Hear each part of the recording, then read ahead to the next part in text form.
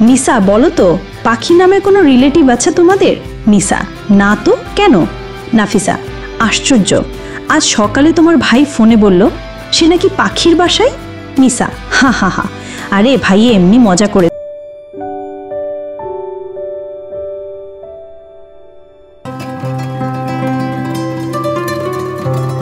আমাদের জীবন কথা।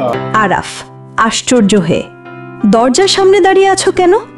নাফিসা: আমার ধ্যান ভাঙল, আমি গ্লাসটা এগিয়ে দিলাম। আরাফ: কেমন আছো জান পাখি? নাফিসা: আলহামদুলিল্লাহ। আরাফ: আমাকে জিজ্ঞেস করবে না কেমন আছি? নাফিসা: দেখতেই তো পাচ্ছি কেমন আছেন। সে হেসে আমার ঠোঁটের সামনে জুসের গ্লাস ধরল, তারপর বাকিটা সেই খেলো। বন্ধু না ঘুম? খাওয়ার ডাক পড়ল, দেখি আরাফ তৈরি হচ্ছে বাইরে যাওয়ার জন্য। নাফিসা অবাক হয়ে: কোথায় যাচ্ছেন?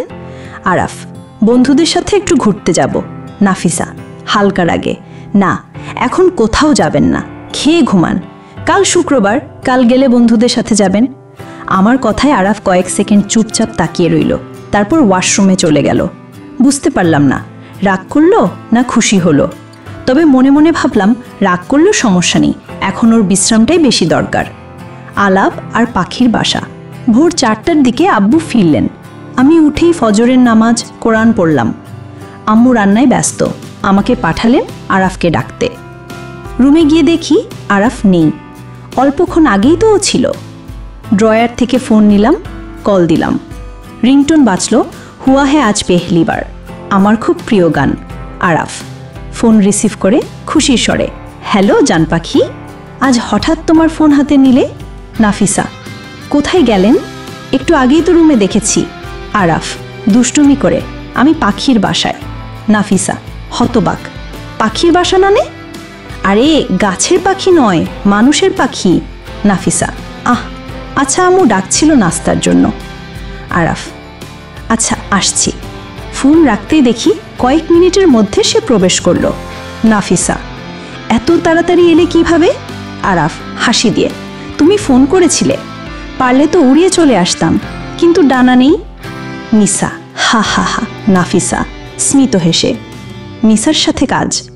আমরা সবাই একসাথে নাস্তা করলাম, তারপর আমি নিসাকে নিয়ে ছাদে গেলাম। নিসা: ভাবি, আজ আমি তোমার সাথে কাজ করব। নাফিসা: কিসের কাজ? নিসা: আজ আমিও ঘর মুছব, তুমি যা পারো সব শিখিয়ে দেবে। নাফিসা হেসে: তাই নাকি, আচ্ছা। কাজ করতে করতে হঠাৎ বললাম, নাফিসা: নিসা বলো তো, পাখি নামে কোনো রিলেটিভ আছে তোমাদের?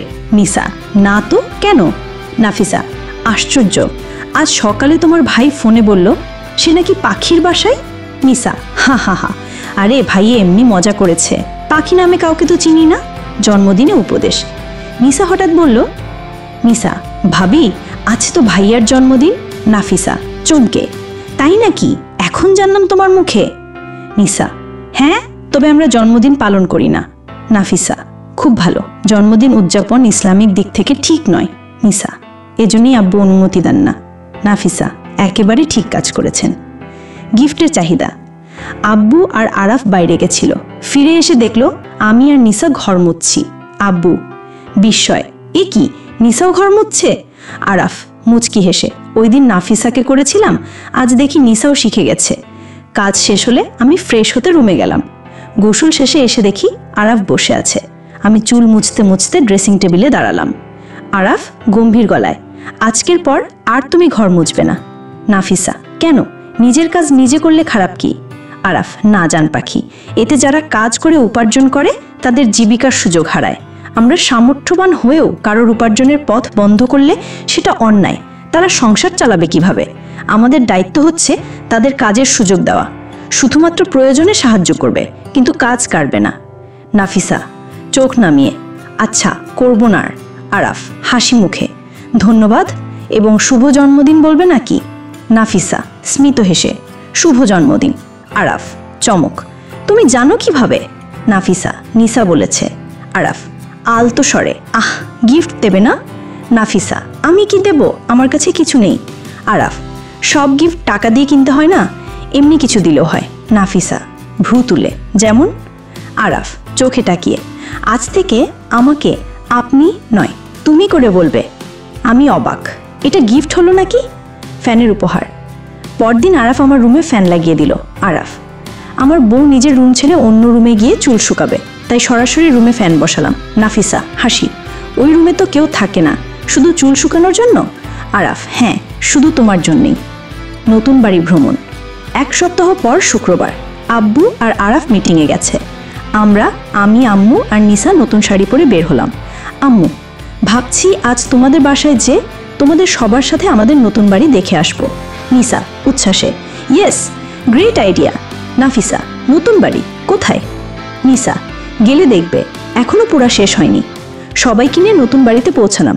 গিয়ে দেখি আব্বু আর আরাফও আছে, কিছু লোকের সাথে রং আর ফিনিশিং নিয়ে আলোচনা করছে। আরাফ আমাকে দেখে বিস্ময়ে, ওহ, নাফিসা আজ শাড়ি পরেছে, OMG। পরদিন দিনার সাথে ভার্সিটি থেকে ফিরছি। দিনা বলল, নাফিসা চল, আমি একটু হাসপাতালে যাব। আমি জিজ্ঞেস করলাম, কেন? দিনা বলল, কয়েকদিন ধরে শরীর দুর্বল লাগছে, চেক আপ করাবো। আমি বললাম, আচ্ছা চল। চ্যানেলটি এখনও যারা সাবস্ক্রাইব করেননি তারা সাবস্ক্রাইব করে পাশে থাকুন। দিনা ডাক্তারের সাথে কথা বলছে। আমি দেখলাম একটা মহিলা অন্য এক ডাক্তারের কাছে কান্না করে বলছে, আমার পোলাডারে গাঁচান। ডাক্তার বললেন, আমাদের এখানে রক্ত নেই, আপনি রক্ত জোগাড় করে আনুন, তাহলে আমরা অপারেশন করব। আমি এগিয়ে গিয়ে বললাম, রক্তের গ্রুপ কি? ডাক্তার বললেন, ও পজিটিভ। আমি জিজ্ঞেস করলাম, 1 ব্যাগ হলে চলবে? ডাক্তার বললেন, হ্যাঁ। আমি বললাম, আমি রক্ত দেব। ডাক্তার বললেন, আচ্ছা চলুন। এই সময় দিনা এসে দাঁড়ালো। সে বলল, কি বলছিস তুই? কদিন আগে না রক্ত দিলি? আমি বললাম, সমস্যা নেই, প্রায় 4 মাস হয়ে গেছে। রক্ত দিয়ে সন্ধ্যায় বাসায় ফিরলাম। নিসা দরজা খুলে দিল, বলল, ভাবি তুমি এসেছ, কোথায় ছিলে? আমি বললাম, একটু কাজ ছিল, আমি রুমে যাই। নিসা বলল, আচ্ছা। রুমে ঢুকে আমি অবাক, দরজার সামনে আমার ফোনটা টুকরো হয়ে পড়ে আছে। আরাফ মাথায় 2 হাত চেপে সোফায় বসে আছে। আমাকে দেখে তাকালো, ওর চোখ রক্তাভ। আরাফ উঠে এসে দরজা লাগালো, আমাকে ধরে ঝাঁকিয়ে চিৎকার করে উঠল, কোথায় গিয়েছিলে? ফোনটা সাথে নিতে পারোনি কেন? কত জায়গায় খুঁজেছি তোমায়। কেউ যে তোমার অপেক্ষায় থাকে তা বোঝো না, একবার জানানোর প্রয়োজনও মনে হলো না। আমাকে চিন্তায় রাখতে ভালো লাগে তোমার, তাই না? পাগল করে ছাড়বে আমাকে। আমি কোনো কথা বললাম না। আরাফ টেবিল থেকে গ্লাস তুলে মেঝেতে আছাড় বাড়ল। আমি ভয় পেয়ে গেলাম, চুপচাপ বাথরুমে গিয়ে ফ্রেশ হয়ে নিলাম। বেরিয়ে দেখি আরাফ বারান্দায় গ্রিল ধরে দাঁড়িয়ে। এতক্ষণে খেয়াল করলাম সকালে যে পোশাকে বেরিয়েছিল এখনও সেটাই গায়ে। আমি গ্লাসের টুকরোগুলো কুড়িয়ে রুমটা পরিষ্কার করলাম, তারপর গিয়ে দাঁড়ালাম ওর পাশে। চোখ এখনো লাল, সে বাইরে তাকিয়ে, আমি তাকিয়ে আছি ওর দিকে। আরাফ শান্ত গলায় বলল, কোথায় ছিলে? আমি বললাম, দিনার সাথে হাসপাতালে। সে জিজ্ঞেস করলো, কেন? আমি বললাম, ও চেক আপ করাতে গিয়েছিল। সে বলল, ফোন করে বাসায় জানাতে পারলে না? আমি বললাম, ভুলে ফোন বাসায় রেখে গেছি। এই সময় নিসা ডাকলো, ভাইয়া, ভাবি, খেতে আসো। আমি বললাম, ফ্রেশ হয়ে আসো। ডাক পড়তেই পরিবেশটা একটু নরম হলো। এই পরিস্থিতিতে সে আপনির থেকে তুমিতে নেমে এলো। আমি ওর দাঁড়িয়ে রইলাম না, ফ্রেশ হতে গেলাম। ফিরে এসে দেখি আমি বারান্দায় দাঁড়িয়ে। আরাফ বলল, জান পাখি, খেতে চলো। আমি বললাম, আমার ইচ্ছে করছে না, তুমি যাও। সে বলল, না, ইচ্ছে না করলেও খাবে, চলো। ওর জোড়াজুড়িতে যেতে হলো। 2 লুকমা মুখে দিতেই মনে হলো বদহজম হবে। খাবারে একটু পানি ঢেলে উঠে পড়লাম। আম্মু জিজ্ঞেস করলেন, কি হয়েছে, খাবি না? আমি বললাম, না আম্মু, আমার ভালো লাগছে না। আরাফ, তোমাকে এমনিতেই দুর্বল দেখাচ্ছে, না খেলে অসুস্থ হয়ে পড়বে। আমি বললাম, না, এখন খেলে বদহজম হয়ে বেরিয়ে আসবে। আম্মু, আমি রুমে যাই। আম্মু বললেন, আচ্ছা। টেবিল ছেলে দরজার কাছে যেতেই মাথা ঘুরে উঠল, সাথে সাথে ফ্লোরে পড়ে গেলাম। আরাফ চিৎকার করে উঠল, নাফিসা! নিসা দৌড়ে এলো। ভাবি! আরাফ খাওয়া ফেলে দ্রুত উঠে আমাকে কোলে তুলে রুমে নিয়ে গেল। সবাই রুমে এলো। সে বলল, আব্বু, ডাক্তারকে কল করুন। আব্বু বললেন, ওকে। আমি বললাম, আব্বু, কল করতে হবে না, আমি ঠিক আছি। আম্মু পাশে বসে জিজ্ঞেস করলেন, কি হয়েছিল তোর? পড়ে গেলে কিভাবে? আমি বললাম, আম্মু, কিছু হয়নি, মাথাটা একটু ঘুরে উঠেছিল, বিশ্রাম নিলে ঠিক হয়ে যাবে। আব্বু বললেন, শিওর? আমি বললাম, জি আব্বু। আম্মু বললেন, আচ্ছা, তুই বিশ্রাম নে। সবাই রুম থেকে বেরিয়ে গেল। আরাফ পাশে বসে বলল, নাফিসা, তুমি কি সত্যি ঠিক আছো? আমি বললাম, আমি ঘুমাবো। সে বলল, ওকে। পরদিন আজান শুনে ঘুম ভাঙল। আরাফ বলল, জান পাখি, ওঠো। জান পাখি? আমি বললাম, উঠছি। সে অজু করে এসে দেখে আমি খাট থেকে নামে দাঁড়াতে পারছি না, প্রায় হেলতে দুলতে পড়ে যাচ্ছি। সে দ্রুত আমাকে ধরে ফেলল। বলল, এ কি, তোমার শরীর তো জ্বরে পুড়ে যাচ্ছে, হঠাৎ এমন জ্বর এলো কেন? আমি বললাম, জানি না। সে বলল, বসো এখানে, সকালে হাসপাতালে নিয়ে যাব। আমি বললাম, প্রয়োজন নেই, এমনি ঠিক হয়ে যাবে। সে বলল, কোনো কথা না, চুপচাপ যাবে আমার সাথে। সকাল 9টার দিকে হাসপাতালে বেরোলাম। আমি বললাম, ঢাকা কলেজ মেডিকেল যাব। আরাফ জিজ্ঞেস করলো, সেখানে কেন? আমি বললাম, এমনি, যেতে হলে সেখানেই যাব, তা না হলে যাব না। সে বলল, আচ্ছা। ঢাকা কলেজ মেডিকেলে পৌঁছালাম। ডাক্তার আমাকে দেখিয়ে বললেন, আরে, আপনি এখানে কেন? আপনার তো এখন রেস্ট নেওয়া দরকার। আরাফ অবাক, ডাক্তার কি ওকে চেনে? আমি বললাম, জ্বর হয়েছে তাই এসেছি। ডাক্তার বললেন, ও আচ্ছা, এমন সময় একটু জ্বর হবেই, ওষুধ নিলে ঠিক হয়ে যাবে। আপনি আমার চেম্বারে বসুন, আমি আসছি। আমি বললাম, আচ্ছা। আরাফ ধীরে জিজ্ঞেস করলো, জান পাখি, ডাক্তার কি বলল? এমন সময় মানে? আমি বললাম, কিছু না, আপনি এখানে বসুন, আমি আসছি। সে বলল, না, আমিও যাব তোমার সাথে। আমি বললাম, ঠিক আছে। আমি গতকাল যাকে রক্ত দিয়েছি তাকে দেখতে গেলাম।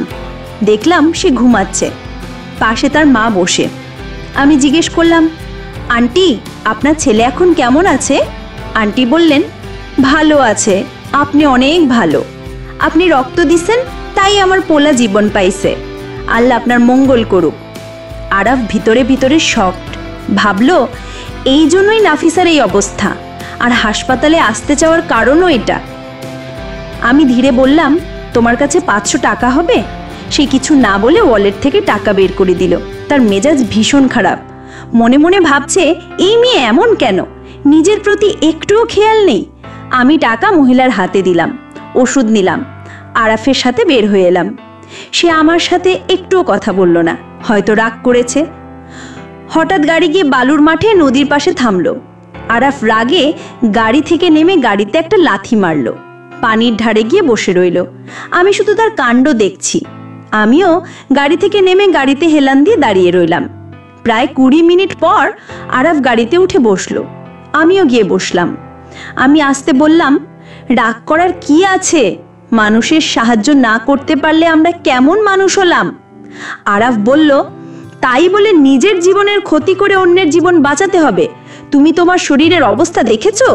কদিন আগে তুমি আম্মুকে রক্ত দিয়েছো, এখন কি তোমার আবার রক্ত দেওয়া ঠিক হয়েছে? আমি বললাম, কি হয়েছে, একটু জ্বরই তো, 2-3 দিনেই সুস্থ হয়ে যাব ইনশাল্লাহ। কিন্তু দেখো তো, 1 ব্যাগ রক্তের জন্য তো ছেলের জীবন শেষ হয়ে যেত, সেটা কি ফিরে পেত? সে আর কিছু বলল না। আমরা বাসায় ফিরে এলাম। আজ অফিসে যাইনি, আব্বু গিয়েছিলেন, দুপুরে ফিরে এলেন। সবাই একসাথে লাঞ্চে বসেছি। আমি খেতে চাইছিলাম না, আম্মু জোর করে খাইয়ে দিচ্ছেন। আব্বু জিজ্ঞেস করলেন, ডাক্তার কি বলল আরাফ? আরাফ বলল, কাল নাফিসা একজনকে রক্ত দিয়েছে, তাই শরীর দুর্বল, বিশ্রাম নিলে ঠিক হয়ে যাবে।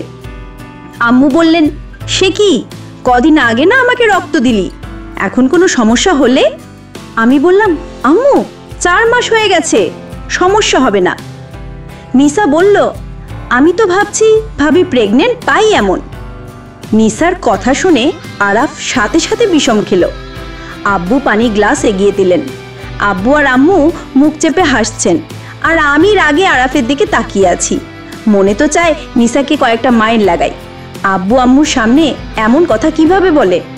নিসার কথা শুনে আমি পানি খেয়ে দ্রুত রুমে চলে এলাম। এই আরাফের জন্য আজ আমাকে আব্বু আম্মুর সামনে লজ্জা পেতে হলো। আবার ওরই বা কি দোষ? বলল তো নিসা, পাজি মেয়ে, মুখে কিছু আটকায় না। কয়েকদিন পর আরাফ আবার নতুন ফোন কিনে দিয়েছে।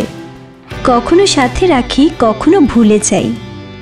আজ আরাফের অনার্স পরীক্ষার রেজাল্ট দিবে, আমারও ফর্ম পূরণ করতে হবে, তাই আমরা একসাথে বের হলাম। আব্বু গাড়ি নিয়ে অফিসে গেছেন, নিসা গাড়ি নিয়ে স্কুলে, তাই আমরা একটি রিক্সা ডাকলাম। আরাফ বলল, জান পাখি উঠো।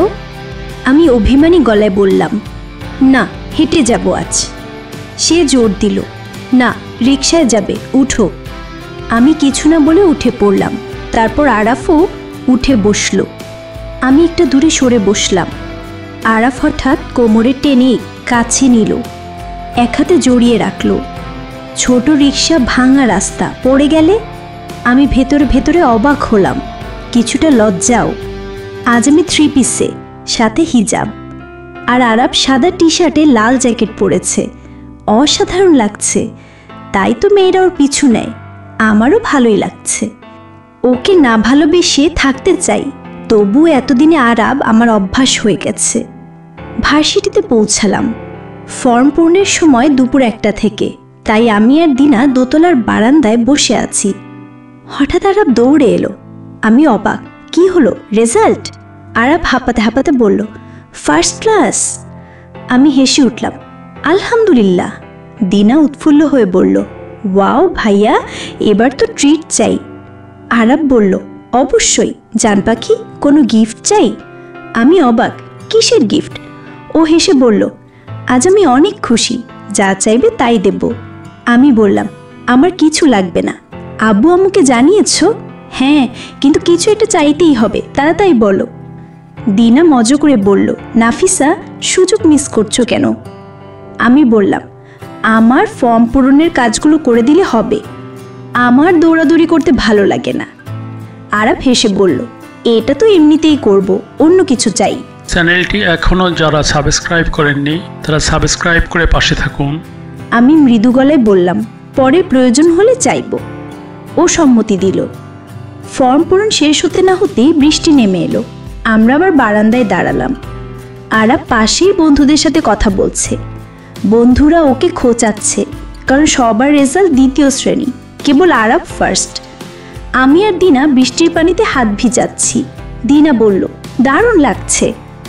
আমি হেসে বললাম, বাসায় থাকলে এখন বৃষ্টিতে গোসল করতাম। আমার কথা শুনে আরাব জ্যাকেট খুলল, ফোন আর ওয়ালেট বন্ধুর কাছে রেখে আমার হাত ধরে টেনে বাইরে নিয়ে গেল। বন্ধুরা সিটি বাজাচ্ছে। আমি হতভম্ব, আরে এটা কি হচ্ছে? আরাব বলল, জান পাখি, চলো বৃষ্টিতে ভিজি, পুকুর পাড়ে চলো। ও আমাকে টেনে সিঁড়ির ধারে নিল। আমি বললাম, এখানে আনলে কেন? সে হেসে বলল, তোমার তো বৃষ্টিতে ভিজতে ইচ্ছে করছিল, তাই তো এনেছি। বলে একেবারে আমাকে নিয়ে পুকুরে ঝাঁপ দিল। পানিতে মাঝখানে গেল, আমার হাত একবারও ছাড়েনি। যদিও ভালো লাগছে, তবু আমি এসবের জন্য একদমই প্রস্তুত ছিলাম না।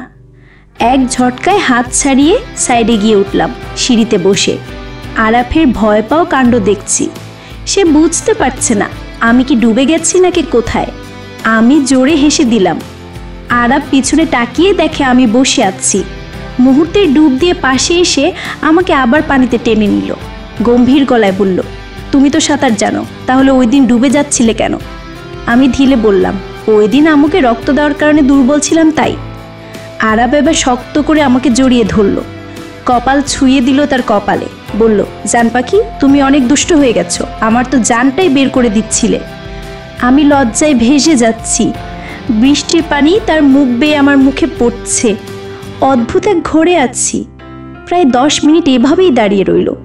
আমি বললাম, কি করছো? সে হেসে বলল, প্রেম নিবেদন করছি, কবে মঞ্জুর করবে? তারপর মৃদুস্বরে বলল, প্রথম যেদিন তুমি আমাকে পুকুরে ফেলেছিলে ভীষণ রাগ হয়েছিল। প্রতিজ্ঞা করেছিলাম তুমিও একদিন পড়বে, দ্বিতীয়বার যখন সেই কাজটা করতে যাচ্ছিলাম তোমার প্রেমে পড়ে যাই, আর তৃতীয়বার আজ ভালোবেসে তোমাকে এনেছি। আমি বিরক্ত হয়ে ধাক্কা দিলাম, ছাড়ো, কেউ দেখলে কি বলবে। সে বলল, এই বৃষ্টির মধ্যে কেউ আসবে না। আমি হাঁচতে শুরু করলাম, এখন বাসায় কিভাবে যাব।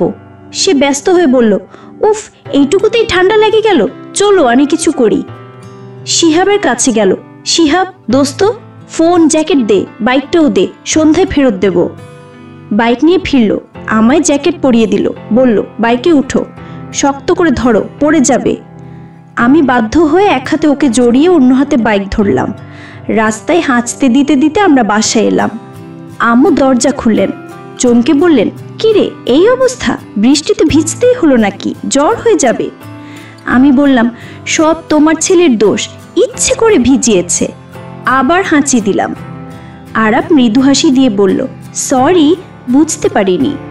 নিসা হেসে গড়াগড়ি, হাউ রোম্যান্টিক, ভাইয়া আগেও 2বার পুকুরে আর আজ বৃষ্টিতে।